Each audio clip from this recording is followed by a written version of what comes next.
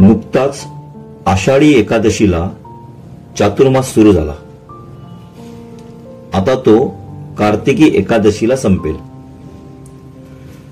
सृष्टीचे पालन करता भगवान श्रीहरी विष्णू 4 महिने योगनिद्रेमध्ये असतील. त्यामुळे साहजिकच आहे या कालावधीमध्ये असुरी शक्तींची जास्त वाढ होते. त्या प्रबळ होतात आणि मानवाला त्रास द्यायला लागतात. त्यामुळे आपल्या हिंदू धर्म शास्त्रामध्ये असा नियम घालून दिला आहे की मानवाने स्वतःचे संरक्षण करण्यासाठी पूजा अर्चा वाढवायला हव्यात किंवा त्याची सुरुवात करायला हवी. तर आता चातुर्मास सुरू झाला आणि गुरुपौर्णिमा झाली. गुरुपौर्णिमापासून कृष्ण पक्षाला सुरुवात होते. कृष्ण पक्षाला सुरुवात झाली की चौथी तिथी येते, ते म्हणजे चतुर्थी.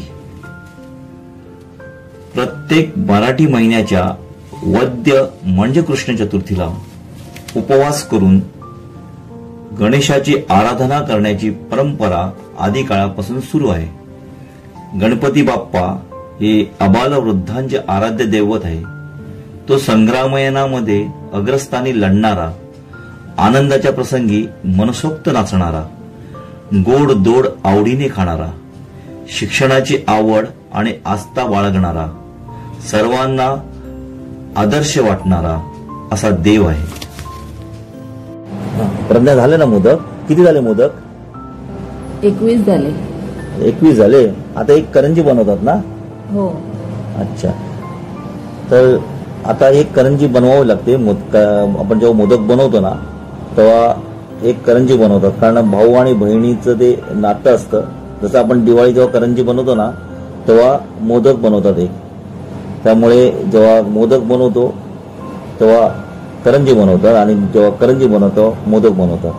तर तुम्ही जर कोणी असं जर करत असेल तर आम्हाला कमेंट्समध्ये नक्की सांगा. कारण करंजी बनवताना मोदक का बनवतात किंवा मोदक बनवताना करंजी का बनवतात हे आपल्या कमेंट्समध्ये जरूर सांगा. तर गणपती बाप्पा मोरया. आता हे मोदक तयार झाले. आता मी उकडवणार ना त्या गॅसवर ठेवून?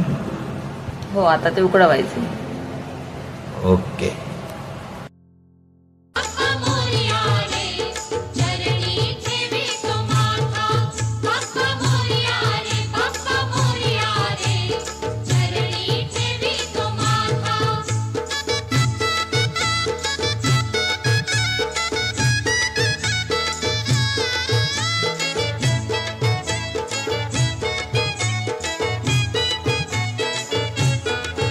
नाव काढू नको तांदूळा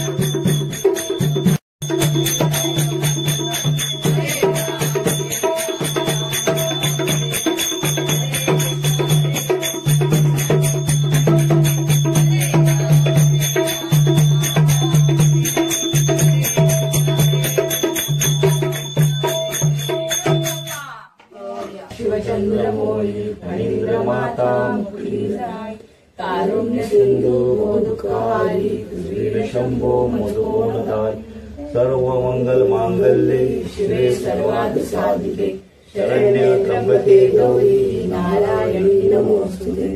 गणपती बाप्पा. कोण आलं आजीला दे. हे कोण असं टोकतोय बघ बाहेर जाईल दरवाजा तिकडे.